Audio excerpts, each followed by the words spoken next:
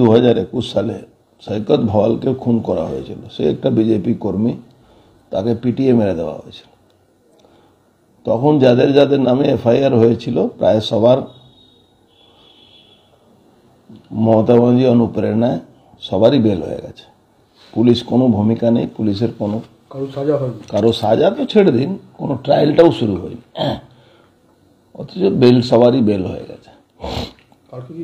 Same জিনিস কালকে আবার একটা বিজেপি কর্মীকে এমএলএ আর চেয়ারম্যানের ইনস্ট্রাকশনে তারা বলতে গেলে দাঁড়িয়ে থেকে এইসব ঘটনাগুলো করাচ্ছে। এমএলএ ওখানকার আর চেয়ারম্যান। তো এরা যারা যে রাস্তায় দেখাচ্ছে, এরা ভাবছে 2026 সালে ইলেকশন আছে, আগে থেকে মানুষকে ভয় দেখিয়ে দেব। তৃণমূল কংগ্রেস গুন্ডারা বাড়ি বাড়ি গিয়ে লোককে ধমকানো চমকানো মারধর করা, বিজেপি কর্মী হোক সাধারণ মানুষ হোক, যাতে লোক ভোট দিতে না বেরোয়। আর ইলেকশন কমিশনের প্যারামিলিটারি ফোর্স যখন আন্ডারে থাকে তখন তারা ঠুটু জগন্নাথ হয়ে বসে থাকে। কি কারণে মেরেছে? বিজেপি করে, বিজেপি অ্যাক্টিভ ভাবে পার্টি করে, তার জন্য তাকে মেরেছে, আর তো কোনো কারণ নেই।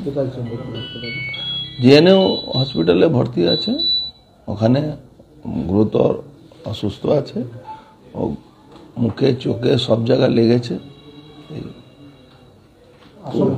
খুব আশঙ্কাজনক অবস্থায় আছে।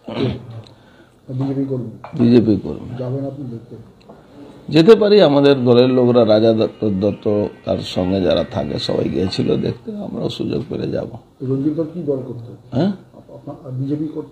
হ্যাঁ, বিজেপি করতো, তাই তো মার খেয়েছে।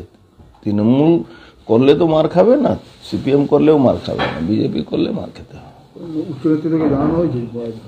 জানানো হয়েছে উচ্চ নেতৃত্বকে, জানানো তো, জানালে তো কিছু হবে না, যা করতে হবে আমাদেরকে করতে হবে। থানা অভিযোগ জানিয়েও কোনো লাভ নেই, আর না জানিয়েও কোনো লাভ নেই। যা হবে আমাদেরকে মাঠে নেবে বুঝতে হবে, লড়তে হবে এটা নিয়ে। সূত্রপাতটা কি নিয়ে? সূত্রপাত কি নিয়ে হবে? বিজেপি করছে, এটাই। 26-এর আগে কি বিজেপি কর্মীদের ভয় দেখানো হচ্ছে? আমি সেই কথাটাই বলছি, 26-এর আগে বিজেপি কর্মী যাতে ঘরে ঢুকে যায় তার জন্য এইসব পরিকল্পনা চলছে।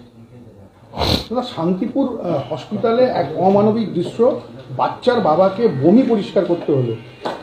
আপনি শান্তিপুরে কোনে যাচ্ছেন? যে কোনো সরকারি হসপিটালে চলে যান, শান্তিপুরও ভিডিও ভাইরাল হয়েছে তাই আপনি জানতে পারেন।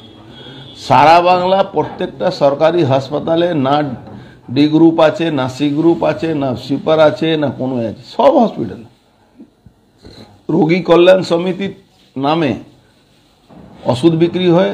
ওষুধই আসে 2 নম্বরই, 2 নম্বরই বলতেও 2 নম্বরকে অপমান হয়।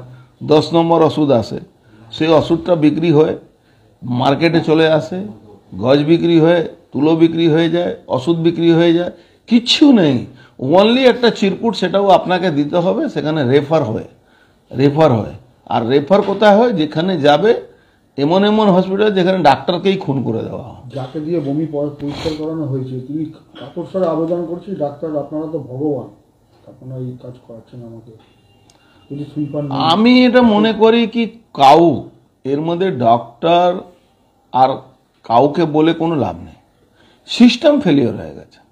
মমতা ব্যানার্জি স্বাস্থ্যমন্ত্রী, তার সিস্টেম ফেল হয়ে যায়। মমতা ব্যানার্জি স্বাস্থ্যমন্ত্রী, তার হসপিটালের মধ্যে একজন মহিলা চিকিৎসক খুন হয়ে যাচ্ছে, রেপ হচ্ছে। আর মমতা ব্যানার্জি যারা রেপিস্ট আছে তাদেরকে বাঁচাবার জন্য ওখানে বিনীত গোয়েলকে পাঠিয়ে সমস্ত তথ্য লোটপাট করাচ্ছে। তো যেখানে সিস্টেম ফেলিওর হয়ে যাবে ওখানে ডাক্তারও সেরকমই আছে। যে ডাক্তারগুলো ওই কথাটা বলছে তারা কি করবে? তারা তো ওখানে যে সুইপার আছে, ডি গ্রুপে কর্মচারী আছে, যাদের ওটা কাজ আছে, সে নেই তো। এখন তো সিভিক ভলেন্টিয়ারের যুগ চলে এসে, সরকার চালাচ্ছে সিভিক ভলেন্টিয়ার, সিভিক মুখ্যমন্ত্রী, সিভিক মন্ত্রী, সিভিক ভলেন্টিয়ার। এক্সাম্পল দিচ্ছেন যে সুপার বা ডাক্তার, যে হাসপাতালের কর্মচারী নেই, ওই সাফাই কর্মী নেই, সেই জন্য হলে পরে বমি করলে কি করতেন? এক্সাম্পলের ব্যাপার নয়, এটাই ফ্যাক্ট। ট্রেনে বাসে বমি করলে কোনো অসুস্থ মানুষকে আগে লোক সুস্থ করবে, তারপরে তো ওটা পরিষ্কার পরিচ্ছন্নের ব্যাপার আসবে। কিন্তু এটা ফ্যাক্ট, এটা ফ্যাক্ট। ডাক্তার হয়তো বলতে পারছেন না, বললে ওনারও খুন হয়ে যাবে, ওনারও বাড়িতে অত্যাচার হয়ে যাবে, ওনাকে মারধর করা হবে।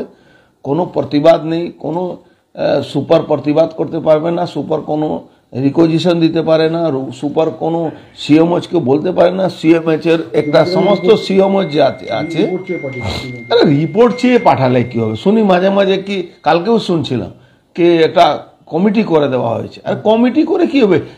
একজন ওখানে সুইপার নেই, ডি গ্রুপ নেই, বমি পরিষ্কার করেছে যে রুগী গার্জিয়ান, তার জন্য কমিটি কি আছে? ক্যামেরাতে দেখা যাচ্ছে, এর জন্য কমিটি লাগে? কাকে বোকা বানাচ্ছে মমতা ব্যানার্জি?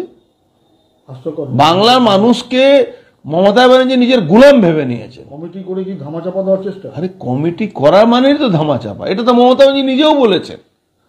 আপনি যান, আপনার চ্যানেলেই দেখবেন কি উনি একটা সময় বলেছিলেন কি কমিটি করা মানে ধামাচাপা দেওয়া। এখন উনি নিজেই সব জায়গায় কমিটি করেন। আরএসএস কর্তা মোহন ভগত তিনি আসলেন বাংলায় এবং তাকে হাইকোর্টের অনুমোদন নিয়ে রীতিমতো তাকে অনুষ্ঠান করতে হয়। মাননীয় মোহন ভাগবতজিকে আজকে ওনার মিটিং করতে গেলে পারমিশন নিতে হয়। এটা প্রত্যেকটা রাজনৈতিক দল যারা বাংলায় বিরোধী দল আছে তাদের সবাইকে এটা করতে হয়। আজকে বাংলার পরিস্থিতি উনি জেনে গেলেন, এটাও বড় কথা। কেন আমরা এই পরিস্থিতি সম্মুখ হচ্ছি প্রত্যেক দিন। কোনো আন্দোলন করতে পারবো না, আন্দোলন করতে গেলে থানা লাঠি খেতে হয়, আন্দোলন করতে গেলে আমাকে হাইকোর্টে যেতে হয়। তো এটা উনার জন্যেও এটা হয়েছে। এটা আমার মনে হয়েছে খুব আমাদের ভাগ্য ভালো কি উনার মতন লোকেদের এটা জানা দরকার যে ভারতবর্ষের সংবিধান, ভারতবর্ষের ন্যায় ব্যবস্থা পশ্চিমবাংলা নেই, এখানকার ন্যায় ব্যবস্থা বাংলাদেশ মতন চলছে। এটা বাংলার মানুষ হিসাবে আমি মনে করি এটা আমাদের বড় উপলব্ধি কি উনার মতন লোককেও জানতে হচ্ছে।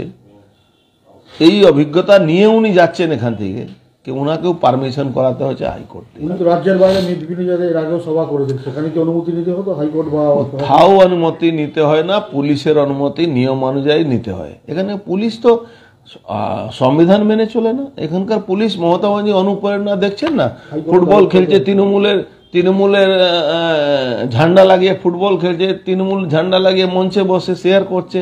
এখানকার পুলিশ তো পশ্চিমবাংলা ভারতবর্ষের মধ্যে নেই, এরা তো বাংলাদেশের মধ্যে চলে গেছে। সভা করতে গেলে হাইকোর্টের অনুমতি, সভা করতে গেলে হাইকোর্টে অনুমতি নিতে হয়, কিন্তু কল সেন্টার চালাতে গেলে অনুমতি নিতে হয় না।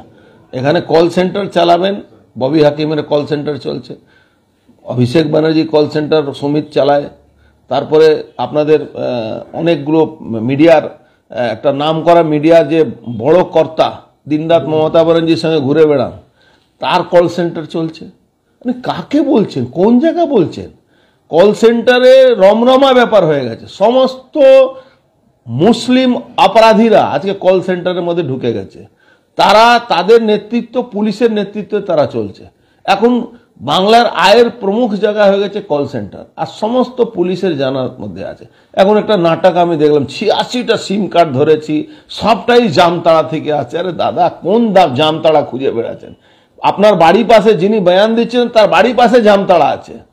কাকে বুঝাচ্ছেন? বাংলার মানুষ অত বোকা হয়ে গেছে কি জামতাড়া গল্প শুনতে হচ্ছে? আজকে আমেরিকান এজেন্সি FBI কে ভারতবর্ষের NIA আর চিফের সঙ্গে মিটিং করতে হলো কি আমেরিকান ওল্ড যে বয়স্ক মানুষের টাকা প্রতারণা হচ্ছে পশ্চিমবাংলা থেকে বসে বসে, তাকে এসে এখানে কত নির্লজ্জের ব্যাপার আমাদের জন্য। কল সেন্টারের মাধ্যমে কোটি কোটি টাকা তছরূপ হচ্ছে। আপনি দেখছেন তো, রোজ মানুষ যাচ্ছে, তার রাতারাতি টাকা গায়েব হয়ে যাচ্ছে। মানুষকে ভুল বুঝাচ্ছে, বলছে তোমার লটারি পড়ে গেছে, তোমার এই হয়ে গেছে, আপনার পিনকোড গেছে, পিনকোড নম্বরটা দিন, বাস তারপরে আপনার টাকা গায়েব হয়ে যায়। সারা রাত আপনি চলে যান ওই সেক্টর 5-এ, বড় বড় বিল্ডিংয়ে সারা রাত কাজ চলছে। কেন? আমেরিকার সঙ্গে ওদের টাইম ডিফারেন্স থাকে, রাত্রিবেলা আমাদের এখানে যখন রাত হয় আমেরিকা আপনি চলে যান না, পুলিশ কমিশনারের অফিস থেকে 200 মিটারে 500 মিটারে দূরে এই বিল্ডিং মধ্যে এইসব হচ্ছে। আমাদের ব্যারাকপুরে বাহাল তবিয়তে গলি গলিতে এখন কল সেন্টার চালু হয়ে গেছে, ক্যালকাটাতে কল সেন্টার, মাটিয়া পুলিশ কল সেন্টার ভরে গেছে। কল সেন্টারের জন্য হাইকোর্ট যেতে হবে না, আপনি লোয়ার কোর্টে পুলিশ ফাঁড়িতেও পিসি পার্টির সঙ্গে কথা বললেও হয়ে যাবে।